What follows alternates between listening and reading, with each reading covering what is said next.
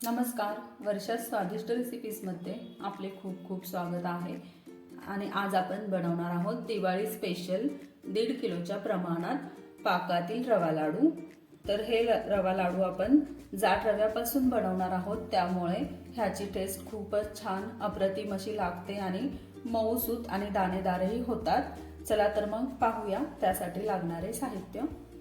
येथे मी घेतलेला आहे 1 किलो जाड रवा, त्याचबरोबर अर्धा किलो मी साखर घेतलेली आहे आणि वेलची पावडर घेतलेली आहे 3 चमचे, थोडेसे ड्रायफ्रुट्स घेतलेले आहेत आणि 1 वाटी साजूक तूप घेतलेले आहे. त्याचबरोबर अर्धा कप मी येथे दूध घेतलेले आहे. चला तर मग वेळ न घालवता आपण लगेचच सुरुवात करूया रेसिपी. सर्वप्रथम आपण रवा भाजून घेणार आहोत, तर त्यासाठी मी कढई गॅसवर ठेवलेली आहे आणि आता आपण गॅस चालू करूया. तर कढई छान तापलेली आहे, तर सर्वात आधी मी थोडंसं कढईला असं बाजूने तूप सोडते आणि आता यामध्ये आपण हा सर्व रवा ओतणार आहोत.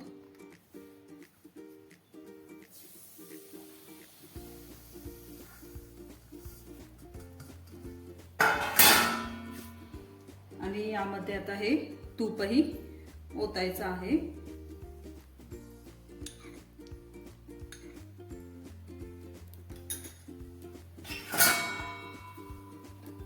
आता हे सर्व असं छान भाजून घ्यायचंय आपल्याला. हा रवा आपल्याला याचा हलकासा रंग चेंज होईपर्यंत थोडासा आपल्याला हा भाजायचा आहे.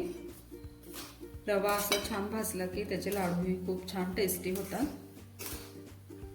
त्यामुळे हा आपल्याला भाजून घ्यायचा आहे हलकासा कलर चेंज होईपर्यंत.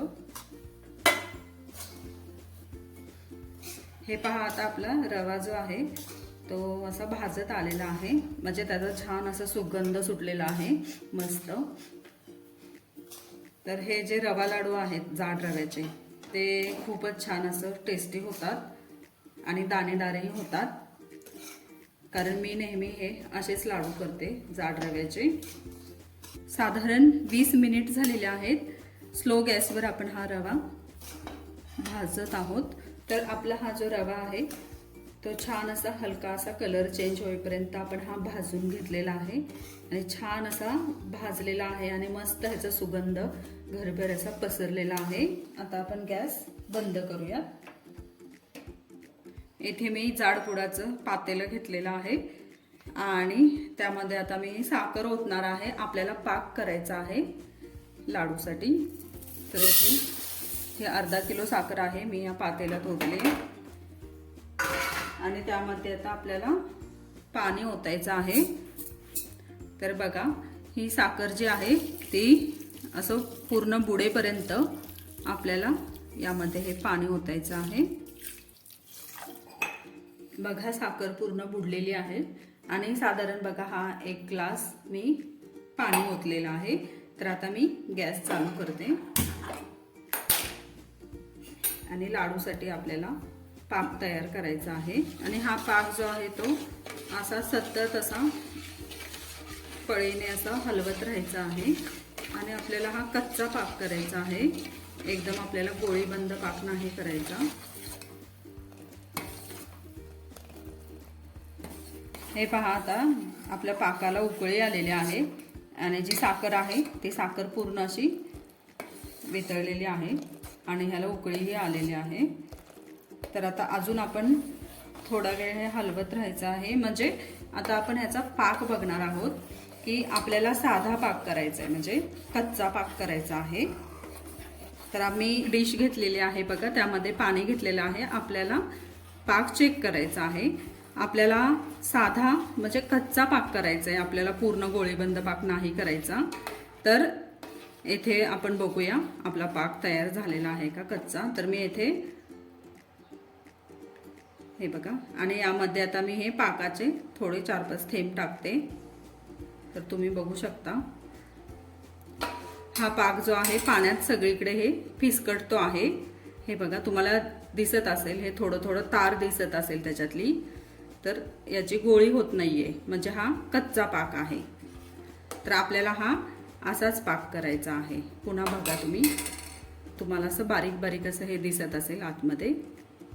तर आपल्याला हा असाच पाक करायचा आहे, कच्चा पाक. तर हा आपला पाक आता तयार आहे. मी गॅस बंद करते. आता या पाकामध्ये आपण हा भाजलेला रवा आहे तो टाकायचा आहे.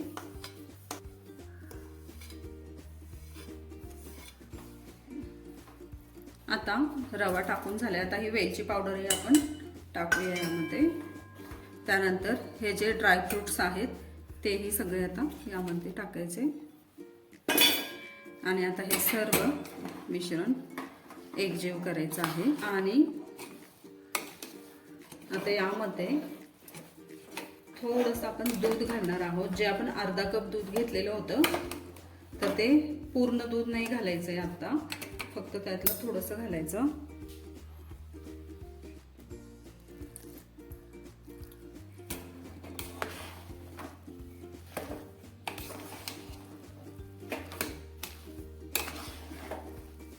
बघा हे छान असं आता पूर्ण मिक्स झालेलं आहे.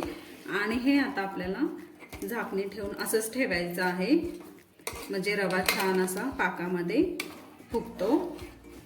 त्यामुळे हे थोडंसं थंड होईपर्यंत एक 10-15 मिनिटे हे आपल्याला झाकून ठेवायचं आहे.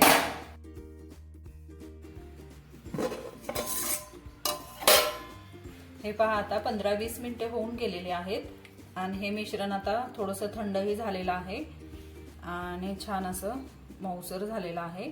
तर मला तुम्हाला एक सांगायचं आहे की जर 15-20 मिनिटं मिश्रण असं ठेवल्यानंतर तुमचं जर हे मिश्रण जास्त कडक वाटलं, तुम्हाला असं वरतून असं एकदम कडक कडक वाटलं, तर तुम्ही त्यामध्ये थोडंसं दूध घालून पुन्हा सगळं एकजीव करून लाडू करू शकता. तर आता हे आपलं बघा हे व्यवस्थित झालेलं आहे मिश्रण, अगदी परफेक्ट. तर मी आता ह्याचे छोटे छोटे लाडू तयार करते. हे पहा मी हाताला जरा थोडंसं तूप लावून घेतलेलं आहे, कारण हाताला जास्त चिकट हात होऊ नये यासाठी. तर बघा मी आता याच्यातला एक छोटासा गोळा म्हणजे घेते, असं थोडंसं असं, म्हणजे आपल्याला जेवढी साईज हवी त्या पद्धतीने आपण हे घ्यायचं आहे मिश्रण. तर मी बघा हे असं हातामध्ये घेतलेलं आहे. हे पहा या पद्धतीने आपण हा लाडू केलेला आहे. हे बघा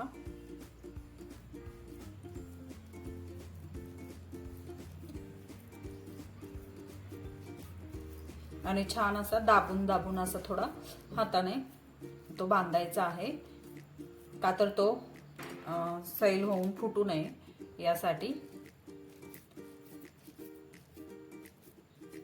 तर तुम्ही बघू शकता हा आपला हा लाडू आता तयार आहे.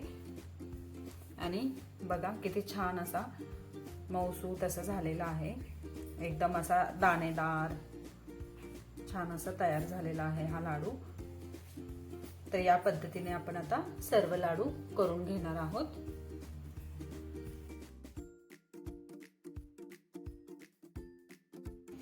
हे पहा आपले लाडू आता बांधून तयार आहेत आणि खूपच छान असे मऊसूत हे लाडू झालेले आहेत.